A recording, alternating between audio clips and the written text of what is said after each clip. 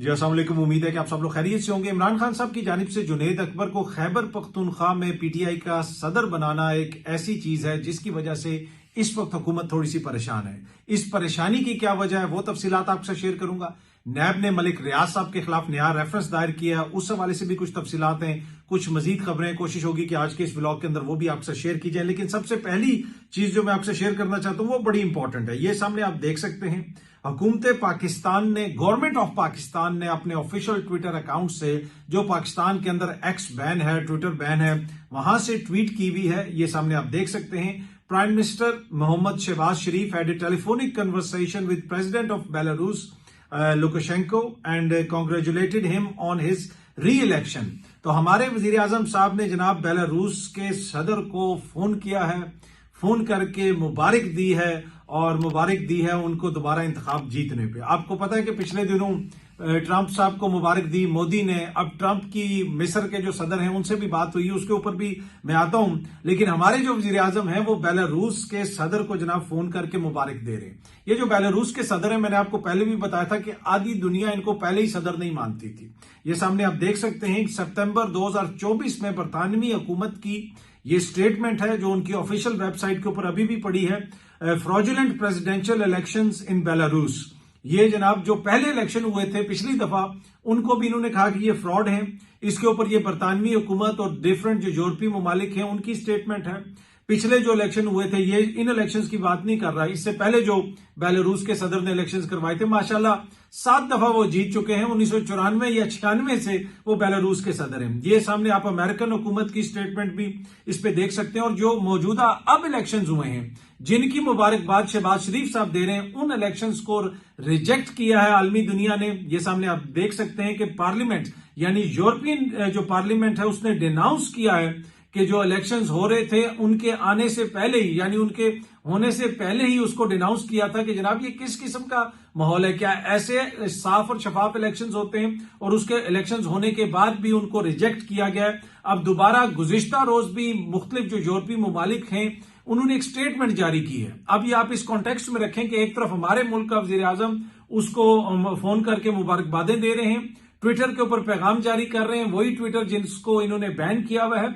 और कल गुज़िश्ता रोज जो बरतानवी हुकूमत की जानिब से स्टेटमेंट जारी की गई है on behalf of many European countries, जो एक ग्रुप है उसके अंदर बहुत सारी यूरोपियन कंट्रीज हैं, उसके बिहाफ पे ये स्टेटमेंट जारी की गई है। 2025 presidential elections in Belarus joint statement जो है उसको मैं थोड़ी सी आपको पढ़ के भी सुना देता हूं। The UK and other members of informal group of friends of democratic Belarus deliver A joint statement. उन्होंने एक ज्वाइंट स्टेटमेंट डिलीवर की है। इसमें कौन कौन से मुल्क शामिल है, मैं थोड़ा कुछ ममालिक के नाम भी ले लेता हूं। उसमें जनाब बेल्जियम, बल्गेरिया, कनाडा, क्रोएशिया, चेक Republic, Cyprus, Denmark, Estonia, Finland, France, Greece, Iceland, Italy, Latvia, Lithuania, Luxembourg, Netherlands, Norway, Poland, पुर्तगाल, Romania, Slovenia, Spain, Sweden, Ukraine, United Kingdom and Germany.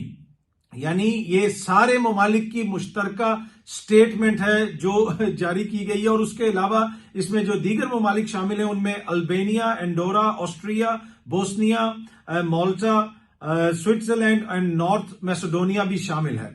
अब इस स्टेटमेंट में उन्होंने क्या क्या लिखा है कि the presidential elections in Belarus on the 26th of January fail short of जो शेड स्टैंडर्ड है डेमोक्रेसी के, उससे instead of reflecting multi-party democracy, accountability of government to electorate or the free and fair expression of citizens, will this election outcome was predetermined by Belarusian government. The poll was carried out in a climate of fear, repression, where opposition was silenced. Moreover, जो आगे वो ये लिखते हैं कि Belarusians were denied access to information from independent pluralistic media, यानी media पे भी पाबंदियां थी, ये सारी चीजें थी।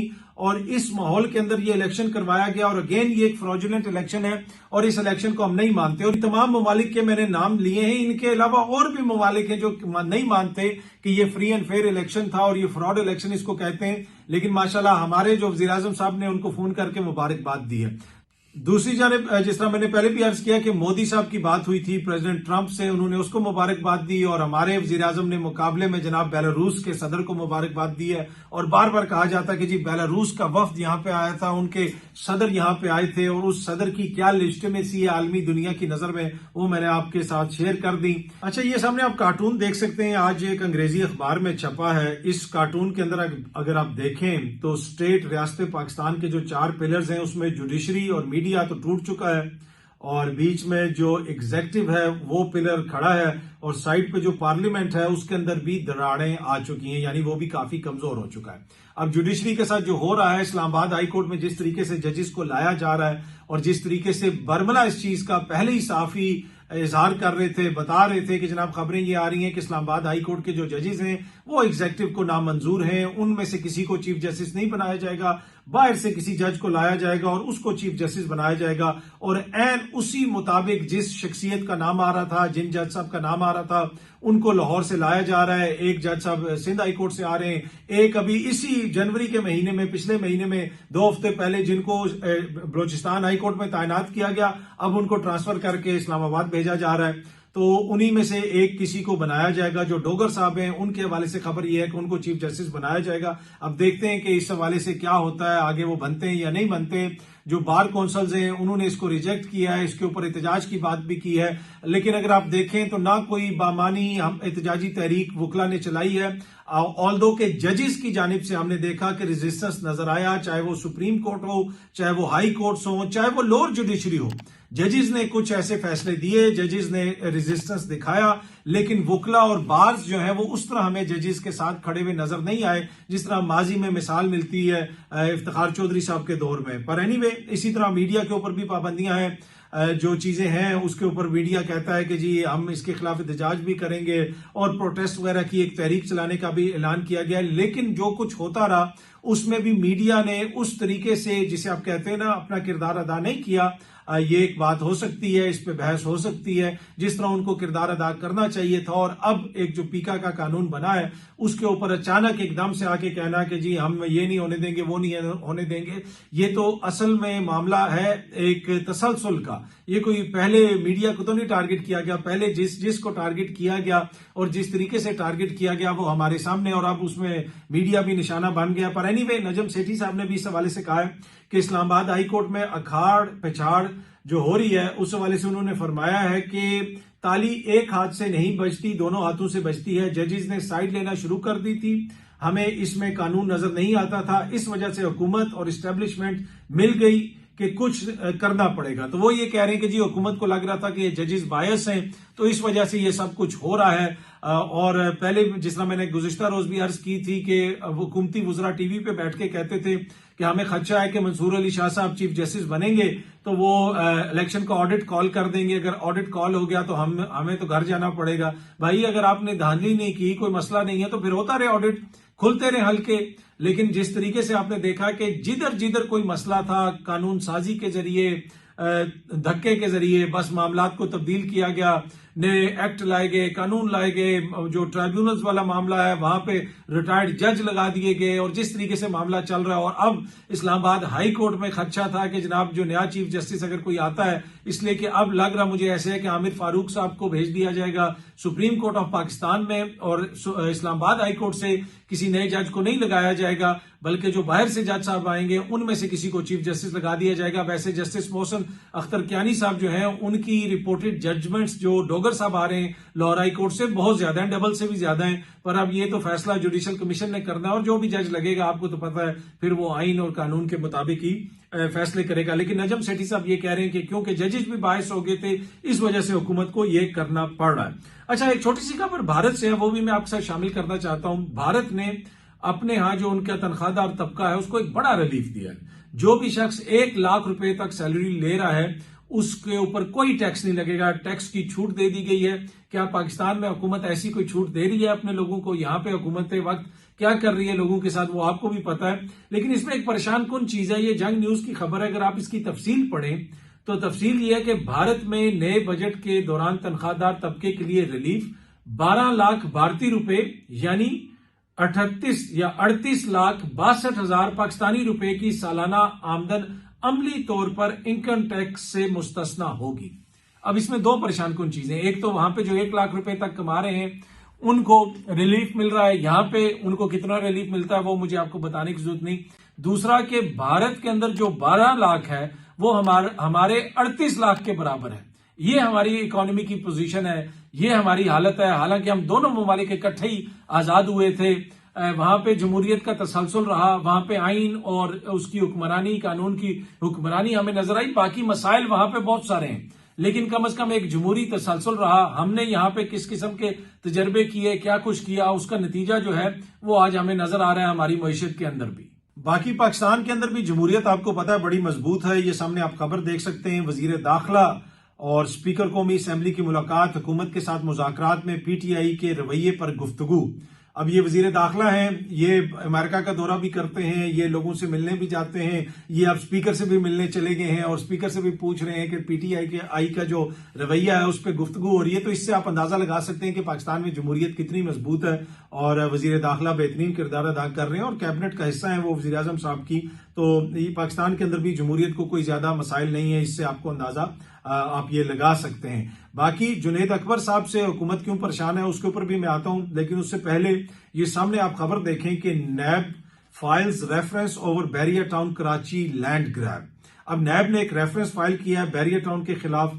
उसमें कहा गया है कि जनाब तकरीबन 17,000 एकड़ जो जमीन थी उसको इधर उधर किया गया। जिस तरीके से किया गया उससे 708 अरब रुपए का नुकसान हुआ है हुकूमत को, हुकूमती खजाने को। और इसमें जो साबिक सीएम थे यानी चीफ मिनिस्टर कायम अली शाह साहब, शर्जील मेमन साहब, मलिक रियाज और दीगर जो हुकूमती वहां पे ऑफिशियल्स हैं उनका नाम इस रेफरेंस में शामिल किया गया है। जिस वक्त ये सारा मामला चल रहा था उस वक्त शर्जील मेमन साहब सीनियर मिनिस्टर थे, जो इस वक्त सीनियर मिनिस्टर हैं इनकम्बेंट गवर्नमेंट में। उस वक्त वो एमडीए के चेयरमैन और लोकल गवर्नमेंट के मिनिस्टर थे और इस वजह से उनका नाम भी इसमें शामिल किया गया है और बहुत सारे इल्जामात हैं। अब आपको पता है कि मलिक रियाज साहब ने जो सिंध में जमीन ली तो क्या वो शर्जील मेमन साहब की मर्जी से ली होगी या उसमें आसिफ जरदारी साहब का भी कोई किरदार होगा। और माजी के अंदर जो जेआईटी आई थी ओमनी ग्रुप की, ये सामने आप देख सकते हैं, एक्सप्रेस ट्रिब्यून की खबर है, 24 दिसंबर 2018 की खबर है। इसमें लिखा हुआ है read the JIT report indicting Zardari Omni group. अब ये जो जेआईटी रिपोर्ट है इसमें बैरिया टाउन का भी जिक्र है, इसमें ओमनी ग्रुप का भी जिक्र है, इसमें आसिफ जरदारी का भी जिक्र है और कैसे फेक अकाउंट से पैसा इधर उधर गया सब का जिक्र है और बिलियंस ऑफ यानी अरबों रुपए का जिक्र है। और जिस तरह मैंने कहा कि बैरिया टाउन के साथ जरदारी साहब का भी जिक्र है, लेकिन अब जो रेफरेंस आया उसमें जरदारी साहब का कहीं पे हमें जिक्र नजर नहीं आ रहा। लेकिन ये जो बाकी लोगों के खिलाफ भी रेफरेंस है इसमें होगा कुछ नहीं। इस वक्त मलिक रियाज साहब के ऊपर दबाव डालने की एक कोशिश है और वही उसी कोशिश का ये तसलसल लगता है। पर एनीवे ये जो जेआईटी रिपोर्ट है ये मैंने पहले भी पढ़ी हुई थी और एक दफा पहले भी इसकी कुछ तफसीलात आपसे शेयर की थी। आज ये जेआईटी रिपोर्ट मैंने दोबारा पढ़ी, लिटरली मैंने दोबारा पढ़ी निकाल के। ये तकरीबन 136 सफ़ों की ये रिपोर्ट है और इसके अंदर मुख्तलिफ चीजें हैं। अगर आप मुख्तलिफ सफ़ों के ऊपर जाएं, जो एक पैरा नंबर 75 है उससे पहले ओमनी ग्रुप के हवाले से जो हेडलाइन है उसमें लिखा हुआ है ओमनी कार्टल, मतलब ओमनी ग्रुप को कार्टल से वो दी गई है, एक जोड़ा गया कि वो एक तरह से कार्टल की तरह काम करते हैं। फिर एक और जो इनका पैरा नंबर 85 है उससे ऊपर जो हेडलाइन है fraudulent creation of various groups with in omni group. इसमें अनवर मजीद साहब का जिक्र है, ओमनी ग्रुप के दीगर जो शख्सियात हैं उनका जिक्र है। अब जो पेमेंट्स की गई फेक अकाउंट से उनका जिक्र है। अगर आप देखें इसका जो पैरा नंबर 129 है इस जेआईटी रिपोर्ट का, उससे ऊपर payments to Z house Nawab Shah from fake account Z House, ठीक है। ए पेमेंट ऑफ रीज लिखा हुआ है इतना was made from fake account in 2011 to Thatta cement on account of provision of cement to Z house नवाब शाह, यानी जरदारी हाउस नवाब शाह। एक और इसके अंदर हेडलाइन है जो पैरा 140 से ऊपर है कि पेमेंट्स टू बड़े साहब, बाकायदा जेआईटी के अंदर लिखा हुआ है बड़े साहब आसिफ अली जरदारी, नाम भी उनका लिखा हुआ है। इसमें लिखा हुआ है कि जो ओमनी ग्रुप की शुगर मिल्स हैं वहां से 1 अरब से ज्यादा की पेमेंट्स की गई।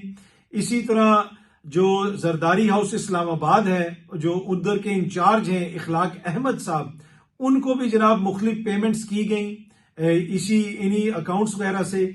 इसी तरह जो नदीम भुट्टो साहब हैं in charge of president house Nodero, वहां उनको भी फेक अकाउंट से पेमेंट्स की गई। ये पैरा नंबर 142 है, ये सामने आप देख सकते हैं। जेआईटी के स्क्रीनशॉट्स हैं और वो जो खबर मैंने शेयर की है उसमें लिंक भी है वो ट्रिब्यून की खबर के अंदर, वहां पे जाके आप पूरी जेआईटी पढ़ भी सकते हैं। अब पैरा नंबर 137 जो है उसके ऊपर जो हेडलाइन नंबर 6 है, utilising proceeds of crime from fake accounts, the joint beneficial ownership of Omni Zardari nexus. अब पैरा 137 अगर आप पढ़ें तो इसमें लिखा हुआ है कि during the investigations of fake accounts JIT has identified, यानी जेआईटी ने पता चलाया है, जेआईटी को पता चला है कि जो लॉन्डर्ड प्रोसीड्स ऑफ क्राइम थे from fake accounts were used as much for the personal expenditure of Mr Asif Ali Zardari, Mrs Faryal Talpur and PPP leadership, if not more, as they were used for Anwar Majeed family.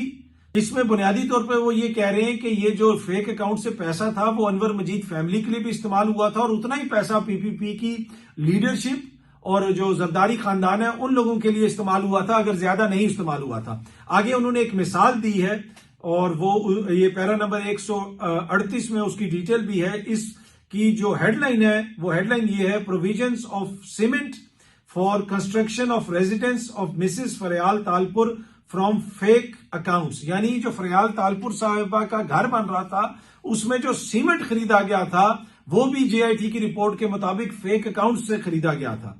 इसमें लिखा हुआ है जनाब, payments to the tune of 3.8 million were made in 2011-2012 out of various fake accounts for purchase of cement from Tata Cement Construction for the construction of residence of Mrs. Faryal Talpur, plot number blah blah, पूरा उन्होंने plot number लिखा है, सारी details लिखी हैं और इसमें और भी बहुत जिक्र है इस जेआईटी के अंदर। तो ये सारी तफसीलात जेआईटी के अंदर मौजूद है।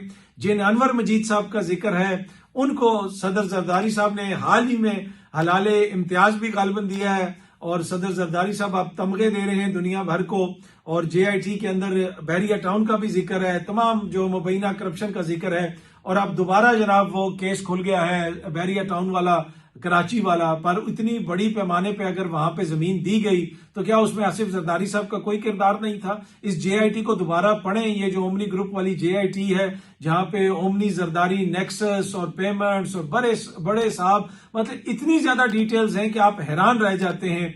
पर अब एक नया रेफरेंस आ गया है मलिक रियाज साहब के खिलाफ, देखते हैं जनाब उसमें क्या होता है, होगा क्या। मैं अभी आपको बता रहा हूं कि ये सारी एक सियासी कार्रवाई है, नतीजा इसका कोई नहीं निकलना। अच्छा जी, ये सामने आप खबर देख सकते हैं, जुनेद अकबर साहब ने कहा है कि वजीर दाखिला को अपनी बातों पे शर्म आनी चाहिए, इस बार तैयारी के साथ इस्लामाबाद आएंगे। क्योंकि वजीर दाखिला ने मीडिया से बात करते हुए कहा कि जो 24 नवंबर को हुआ उनको पहले भी समझाया था। एक तरह से उन्होंने ये तासुर दिया कि इस दफा भी उनके साथ सख्ती से निपटा जाएगा, जिसके ऊपर जुनेद अकबर साहब ने कहा कि इनको शर्म आनी चाहिए। अब जुनेद अकबर साहब के आने से जो फेडरल हुकूमत है, शहबाज हुकूमत है, वो थोड़ी परेशान है। मोहसिन नकवी साहब भी थोड़े से परेशान है और यही वजह है कि खैबर पख्तूनख्वा में आईजी को तब्दील किया गया है। मोहसिन नकवी के करीबी जाने वाले या समझे जाने वाले अफसर को पंजाब से खैबर पख्तूनख्वा का बनाया गया है आईजी। और हैरान कुन तौर पे उसके ऊपर अली अमीन साहब भी उस तरह तहफुजात का इजहार नहीं कर रहे और इमरान खान साहब ने भी कहा है कि पब्लिकली अली अमीन डिसऑन करे, इसको इससे लाताल्लुकी का इजहार करे,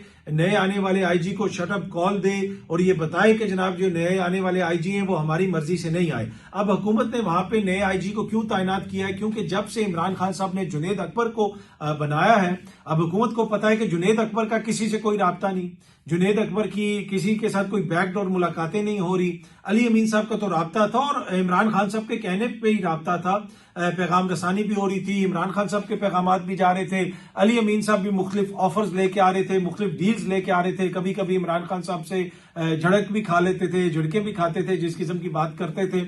अब अली अमीन को हटा के इमरान खान ने जुनेद अकबर को इसलिए लगाया कि इमरान खान को पता है कि जुनेद अकबर एहतजाज के बीच में से गायब नहीं हो जाएगा और वो किसी से पहले डील करके नहीं आएगा कि जी मैं यहाँ पे आऊंगा, यहाँ पे ये करूंगा और फिर वो कहेगा आके कि जी मैं 12 जिला में पैदल फिरता रहा था।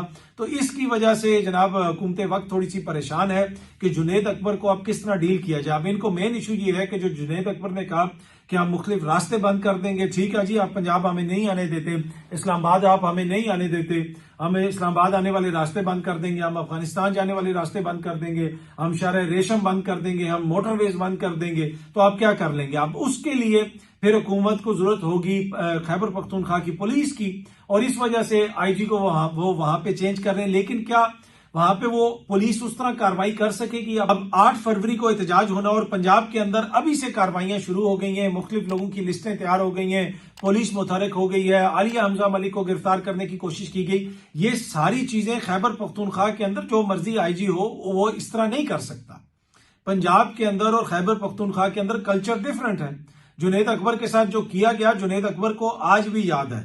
उसको पूरे खैबर पख्तूनख्वा में हथकड़ियां लगा के फिराया गया, बार बार उसको गिरफ्तार किया गया।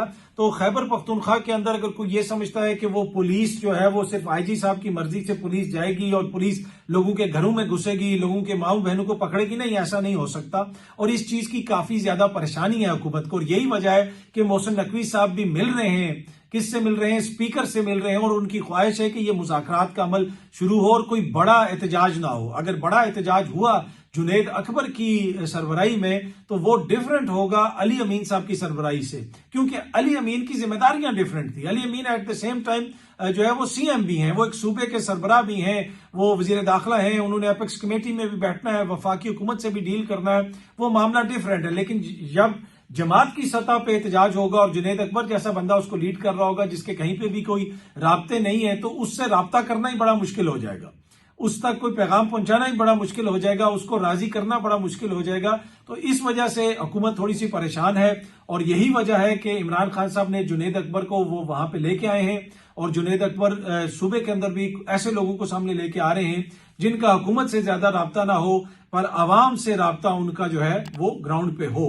तो अब देखते हैं जनाब 8 फरवरी को क्या होता है। लेकिन 8 फरवरी से पहले ही हुकूमत की कोशिश है कि किसी तरीके से इमरान खान साहब को राजी किया जाए, तहरीक इंसाफ को राजी किया जाए, मुज़ाकराती अमल जो है वो शुरू किया जाए और कोई बड़ी एहतजाजी तहरीक ना चलने पाए।